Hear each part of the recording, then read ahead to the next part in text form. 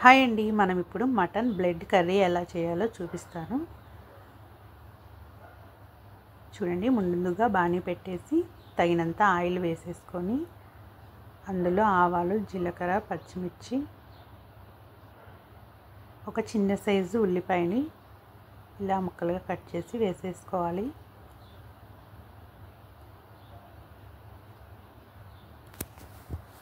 మనకి mutton blood ముందుగానే వాటర్లో ఉడికించుకోవాలండి,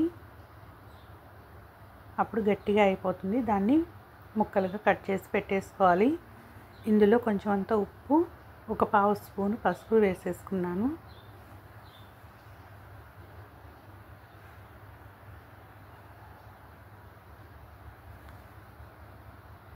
ఒక అర స్పూను అల్లం వెల్లుల్లి పేస్ట్ వేసేసుకోండి.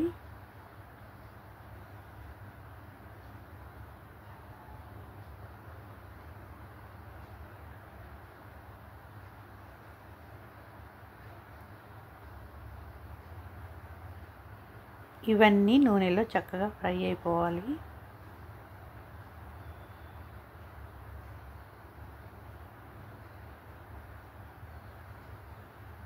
ఇప్పుడు మనం ఉడికించి ఇలా సన్నగా ముక్కలు కట్ చేసుకున్న మటన్ బ్లడ్ని ఇందులో వేసేసుకుందాం.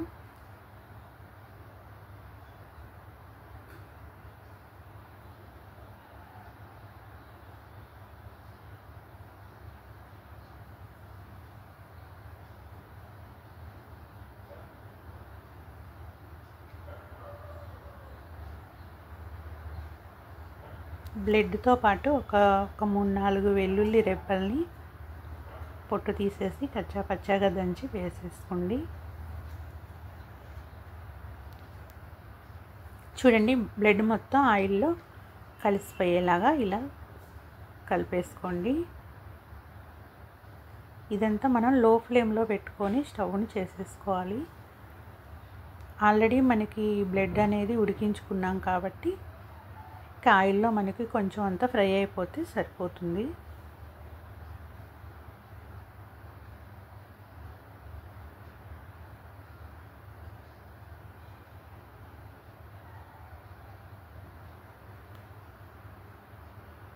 మూత పెట్టి కొంచెం సేపు ఉంచామంటే మనకి తాలింపు అంతా బ్లడ్ ముక్కలకి చక్కగా పడుతుందండి.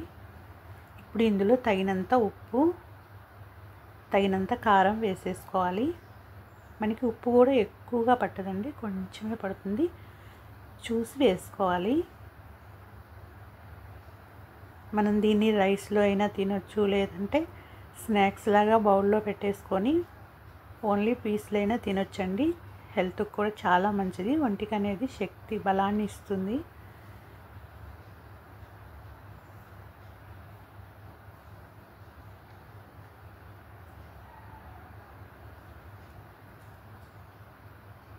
తగినంత కారం వేసేసుకొని ఒక స్పూను మసాలా పొడి వేసేసుకున్నామంటే మనకి ఎంతో టేస్టీగా ఉండే బ్లడ్ కర్రీ రెడీ అయిపోతుందండి. ఇది మన హెయిర్ గ్రోత్కి కూడా బాగా పనికొస్తుందండి. ఎక్కువగా జుట్టు రాలిపోతూ ఉంటే మనకి ఇలా మటన్ బ్లడ్ తీసుకొచ్చుకొని ఇలా చేసేసుకొని తిన్నామంటే కూడా మనకి చాలా హెల్ప్ అవుతుంది.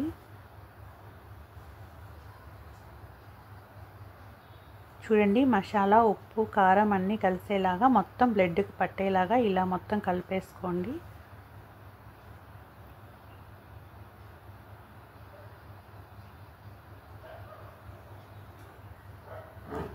మీలో ఎంతమందికి ఇలా బ్లడ్ కూర చేయొచ్చో నాకు కామెంట్ చేయండి ఫ్రెండ్స్. మీలో ఎంతమంది ఇష్టంగా తింటారో కూడా నాకు కామెంట్ చేయండి.